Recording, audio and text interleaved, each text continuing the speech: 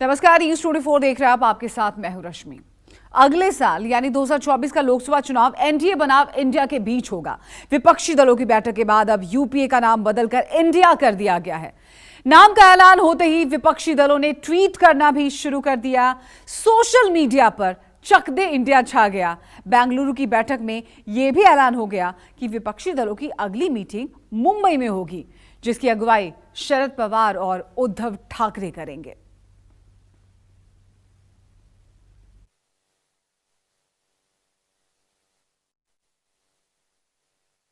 विपक्षी गठबंधन ने नाम ढूंढ ही लिया। 2024 में एनडीए से लड़ेगा इंडिया। बेंगलुरु में 26 पार्टियों के मंथन से अमृत निकला। राहुल गांधी ने भी ली अंगड़ाई।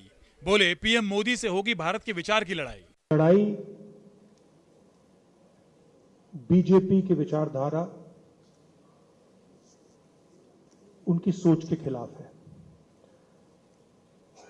वो देश पर आक्रमण कर रहे हैं,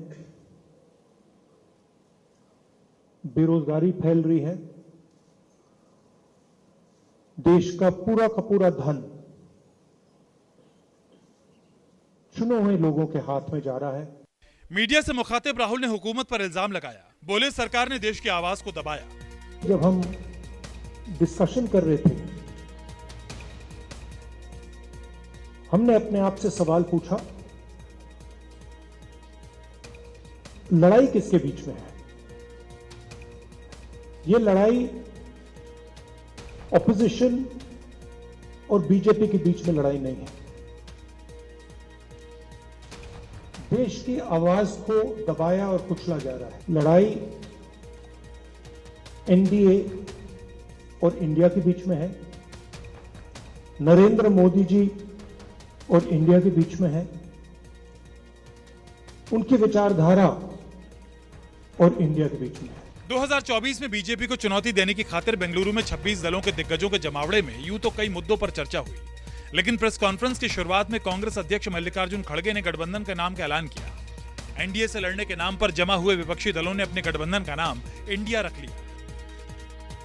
पहले खड़गे ने इसकी बारीकियां समझाई, फिर ममता बनर्जी ने अपनी ख्वाहिश बता दी। एनडीए के खिलाफ इंडिया की जीत की मुनादी भी कर दी। With all 26 parties, a new name is given, that is Indian National Developmental Inclusive Alliance. 11-member coordination committee will be set up.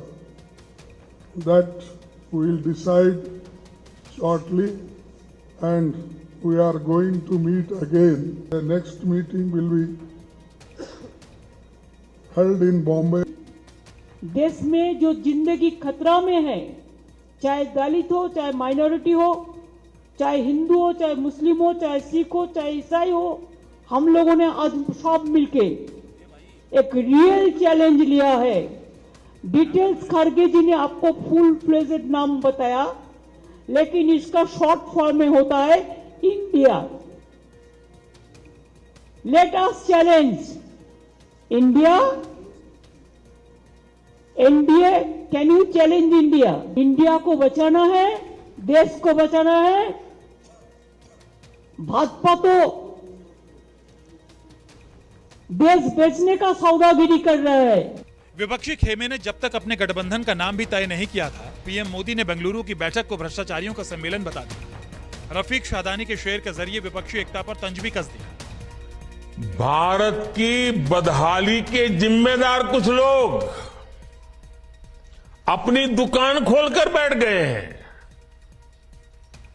इन्हें देखकर मुझे एक कविता की कुछ पंक्तियां याद आती हैं।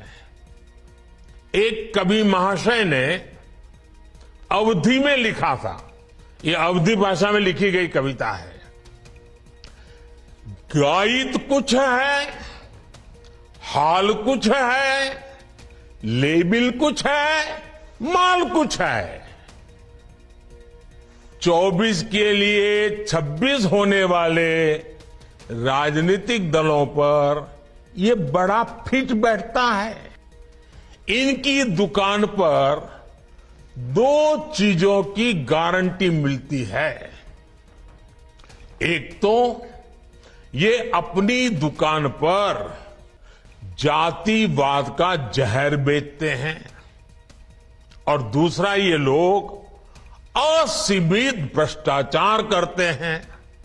बेशक बेंगलुरु में विपक्षी दलों की बैठक से चंद दिन पहले तक ढेरों अगर मगर थे, लेकिन केंद्र सरकार के अध्यादेश के खिलाफ कांग्रेस ने जैसे ही आम आदमी पार्टी के समर्थन का ऐलान किया, केजरीवाल की शिकायतें दूर हो गई। खड़गे ने विपक्ष की अगली बैठक की जगह बता दी तो मीडिया से मुखातिब केजरीवाल ने मोदी सरकार के खिलाफ आरोपों की झड़ी लगा दी। उद्धव ने भी मौजूदा हुकूमत को तानाशाह करार दे दिया। 9 सालों में उन्होंने एक भी सेक्टर ऐसा नहीं है जिसमें हम कह सकें कि तरक्की हुई है।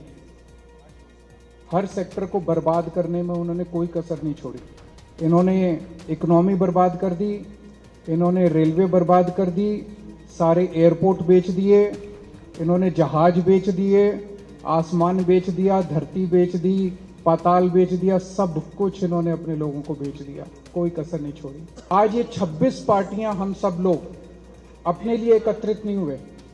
हम देश को एक तरफ बचाना है, जिस तरह से पूरे देश के अंदर नफरत फैलाई जा रही है उससे बचाना है, और दूसरी तरफ एक नए भारत का सपना लेके हम सब लोग इकट्ठे हुए हैं। पहले सवाल कई लोगों ने मुझे पूछा कि अलग अलग विचारधारा के लोग हैं, राजनीति में विचारधारा तो अलग होनी चाहिए, इसी को तो प्रजातंत्र मानते हैं।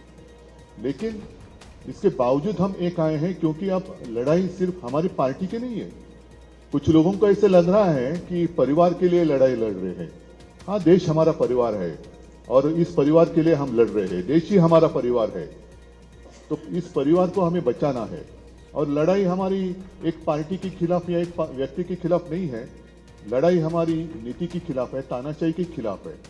और जैसे एक जमाने में आज़ादी की लड़ाई हुई थी, तो अब आज़ादी खतरे में आई है।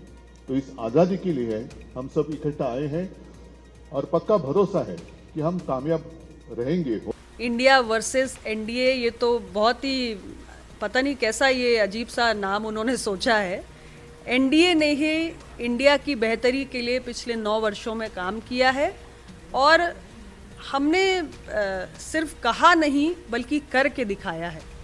आज आप देखिए देश भर में जिस स्केल से, जिस मैग्नीट्यूड पर काम हुआ है, करोड़ों गरीबों को उनके सर पे छत मिलना, उनको पक्का मकान मिलना, बिजली के कनेक्शन मिलना, हेल्थ इंश्योरेंस मिलना, शौचालय बनाकर देना, बैंकों में खाता खोलना, तो हमारे लिए इंडिया की सेवा करना यही हमारी सरकार की मंशा रही।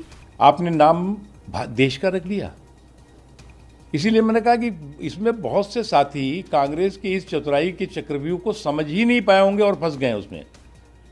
अभी बाद में जब समझेंगे तो सोचेंगे ये क्या कर दिया हमने, क्योंकि ये तो कांग्रेस का इतिहास रहा है कि इंडिया इज इंदिरा, कांग्रेस की हिस्ट्री रही है कि कांग्रेस इज कंट्री, तो उस चक्कर में ये बुरी तरह से फंस गई। मुंबई में विपक्षी दलों की अगली बैठक का ऐलान होते ही मीडिया ने यह भी सवाल उछाल दिया कि विपक्ष टूट फूट के खतरों से कैसे निपटेगी, शरद पवार की पार्टी का क्या होगा। लेकिन खड़गे ने स्पष्ट कर दिया कि विधायकों के आने जाने से कोई फर्क नहीं पड़ता, जिसने सच्चाई की राह पकड़ ली वो सत्ता से नहीं डरता। MLA might have gone and may come, that is not important, but a creator is here. Bengaluru की बैठक से इतना तो तय हो गया कि विपक्षी दल एनसीपी में उथल पुथल से जूझ रहे शरद पवार के साथ चट्टान की तरह खड़ी रहेगी। लेकिन सवाल है कि क्या विपक्षी दलों के समर्थन से पवार साहब की खोई सियासी जमीन वापस मिल जाएगी? क्या भविष्य में विपक्षी पार्टियां ऐसे हालात से निपट पाएंगी? प्रशांत गुप्ता, बेंगलुरु, न्यूज़ 24।